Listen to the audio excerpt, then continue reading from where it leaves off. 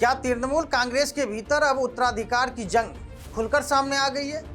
क्या पार्टी में ममता बनर्जी की पकड़ को चुनौती नहीं बल्कि अभिषेक बनर्जी के बढ़ते प्रभाव के खिलाफ असंतोष पनप रहा है? और आखिर क्यों पार्टी के निष्कासित नेताओं ने ममता बनर्जी को मार्गदर्शक बनाए रखने की मांग उठाई? इन तमाम सवालों के जवाब जानने के लिए वीडियो के अंत तक बने रहिए। नमस्कार, आप देख रहे हैं राजवाणी और मैं हूं आपके साथ सुमन। पश्चिम बंगाल की राजनीति में इन दिनों सबसे बड़ी हलचल तृणमूल कांग्रेस के अंदर चल रही है। खींचतान को लेकर है। पार्टी से निष्कासित नेता ऋतव्रत बनर्जी और उनके साथ खड़े बागी विधायक लगातार ऐसे बयान दे रहे हैं जिनसे साफ संकेत मिल रहा है कि उनका संघर्ष ममता बनर्जी के खिलाफ नहीं बल्कि अभिषेक बनर्जी के बढ़ते राजनीतिक प्रभाव के खिलाफ है। ताजा घटनाक्रम में पश्चिम बंगाल विधानसभा अध्यक्ष रथिंद्र बोस ने बागी खेमे के विधायक दल को मान्यता दे दी। इस फैसले ने टीएमसी के भीतर चल रहे विवाद को और ज्यादा राजनीतिक महत्व दे दिया। लेकिन पूरे घटनाक्रम में सबसे दिलचस्प बात यह रही कि बागी नेताओं ने ममता बनर्जी पर सीधे तौर पर कोई हमला नहीं किया है। उनके सीधे आरोप और सवाल केवल अभिषेक बनर्जी के इर्द गिर्द घूमते नजर आए। वहीं ऋतव्रत बनर्जी ने साफ तौर पर कहा कि उनकी इच्छा है कि ममता बनर्जी विधायक दल की प्रमुख सलाहकार बने रहे और पार्टी को दिशा देती रहे।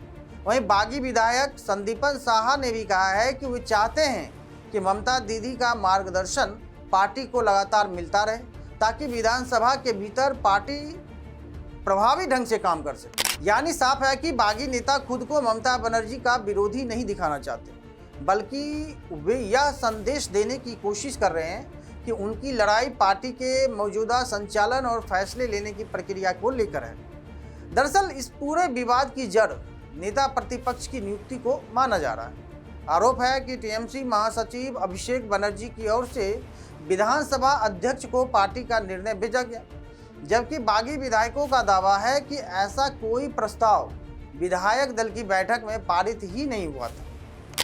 बागी नेताओं ने आरोप लगाया है कि कुछ विधायकों के हस्ताक्षर भी कथित तौर पर फर्जी तरीके से इस्तेमाल किए गए। इसी आरोप के बाद सीधे तौर पर अभिषेक बनर्जी की भूमिका पर केंद्रित हो गया।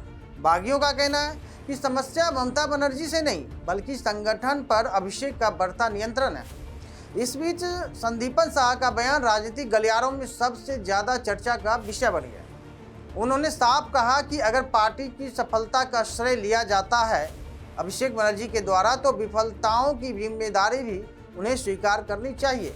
उनके मुताबिक पार्टी की मौजूदा स्थिति कहीं ना कहीं अभिषेक बनर्जी के नेतृत्व की विफलता को भी दर्शाती है। राजनीतिक जानकारों का मानना है कि यह बयान केवल एक नेता की नाराजगी का नहीं है बल्कि पार्टी के भीतर मौजूद उन वर्ग की सोच को सामने लाता है जो अभिषेक बनर्जी के तेजी से बढ़ते प्रभाव को लेकर असहज महसूस कर रहा है। पिछले कुछ वर्षों में अभिषेक बनर्जी टीएमसी के सबसे प्रभावशाली नेताओं में शामिल हो चुके हैं। चुनावी रणनीति से लेकर संगठनात्मक फैसले और प्रचार अभियान तक उनकी भूमिका लगातार बढ़ती गई है। यही वजह है कि उन्हें ममता बनर्जी का राजनीतिक उत्तराधिकारी माना जाता रहा है।